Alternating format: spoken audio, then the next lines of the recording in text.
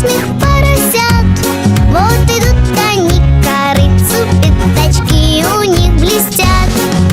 Если утром дети умываются, солнце в небе Ярче улыбается.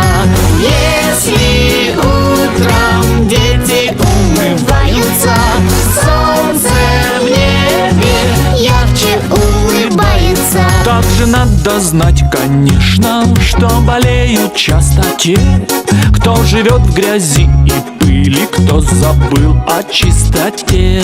Мы с тобою все же люди, ведь не зря так говорят. Неужели мы же будем хуже поросят? Если утром дети умываются, солнце...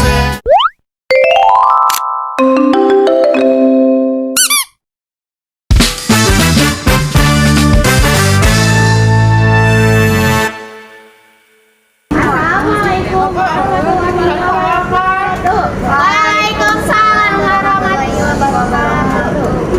Anak soleh, siap. Anak-anak, sekarang kita berdiri dulu ya. Oke. Iya, Ibu. 2, 3. Lonceng berbunyi, baris di halaman. Bersiap kaki rapat, pegang paha teman. Tangan ke atas, bahu dilentang, rompat yang tinggi. 1, 2, 3. Oke.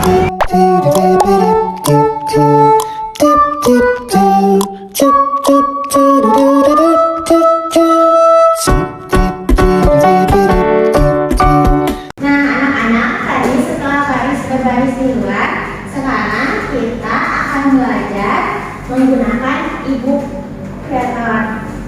Sebelum itu, kita berdoa terlebih dahulu ya, anak-anak. Iya, Bu. Iya, Bu. Kita berdoa bersama-sama. Bismillahirrahmanirrahim. Rabbi zidni ilman warzuqni fahman birahmatika ya arhamar rahimin. Amin. Nah, tapi sebelum pembelajaran ibu kreator, ibu punya uang logam. Uang logam ini angkanya Rp500 dan bentuknya bulat. Nah, uang logam ini mempunyai dua sisi. Yang pertama kan Rp500, dan di sisinya lagi ada gambar Garuda. Nah, setelah ibu mengenalkan ini, sekarang ibu punya cerita tentang seseorang yang punya harta banyak, bahkan lebih banyak dari uang logam ini. Nah, tetapi dia merupakan sesuatu yang penting. Nah, yaitu kisah Korun dan peti harta karun. Yuk kita dengarkan ceritanya baik-baik ya, anak-anak. Ayo, Guru. Pada zaman dahulu di suatu daerah kota Mesir, hiduplah seorang laki-laki yang sangat miskin. Ia adalah Korun. Dia adalah saudaranya Nabi Musa alaihissalam. Pada awalnya Korun ini hidupnya sangat miskin dan mempunyai banyak anak. Nah, tetapi meskipun ia miskin, ia taat dalam beribadah dan berdoa kepada Allah. Dan suatu hari Korun meminta kepada Nabi Musa untuk didoakan kepada Allah agar diberi harta yang banyak.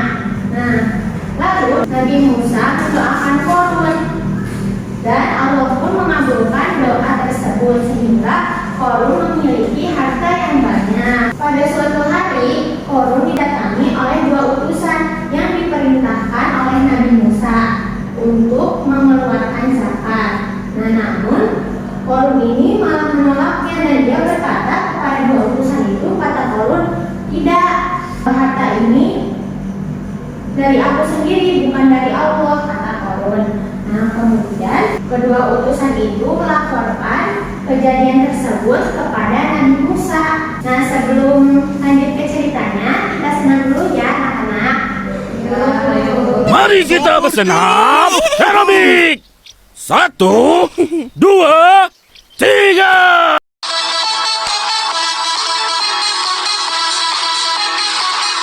Syukur, jujur mandiri, berbagi.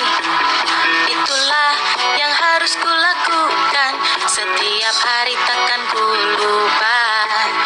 Bersyukur, jujur, mandiri, lalu berani juga berbagi. Itulah yang harus kulakukan, setiap hari takkan ku lupa. Bersyukur, jujur, mandiri, lalu berani juga berbagi. Itulah yang harus kulakukan, setiap hari takkan ku lupa.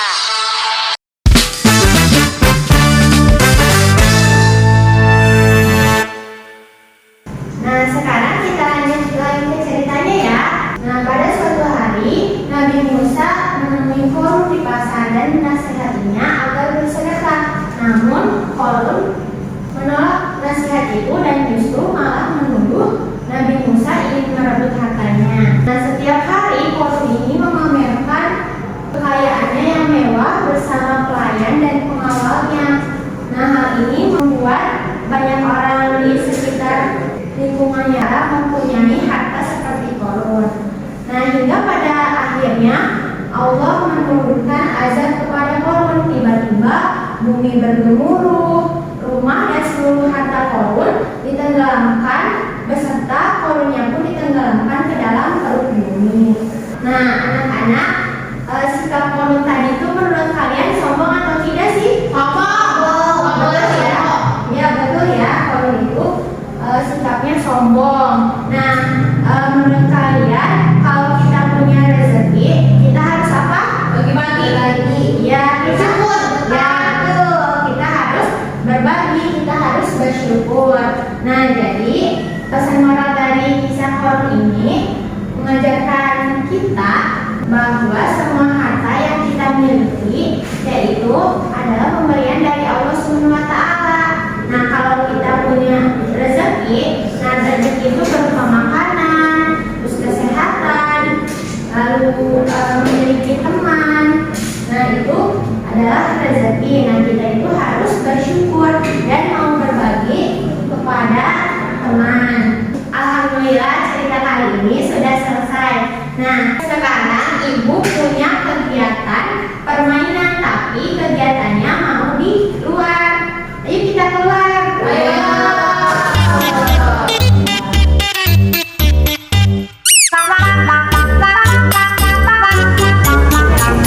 Sekarang kita di taman ini mau belajar tentang mencari koin ya.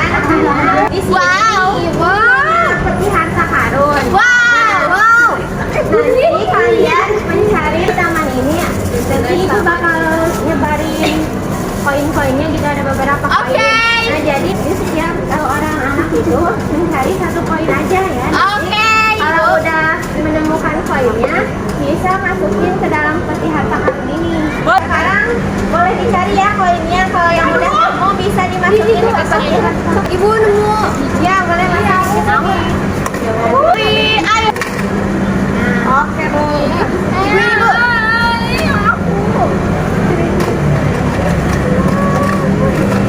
Terima kasih ya anak-anak udah mengumpulkan koinnya ke dalam. Sama-sama Ibu. Pembelajaran yang bisa kita ambil di sini tuh, ingat ya bahwa meskipun kita dikasih rezeki sedikit ataupun banyak, kita harus bersyukur dan kita juga harus berbagi.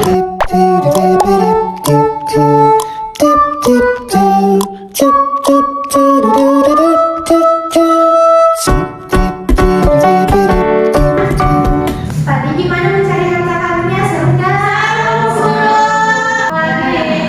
Boleh ya nanti kapan-kapan lagi kalau kita ada waktu. Oke.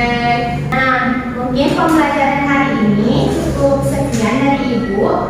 Sebelum kita pulang, kita membaca doa terlebih dahulu ya. Ya. Kita berdoa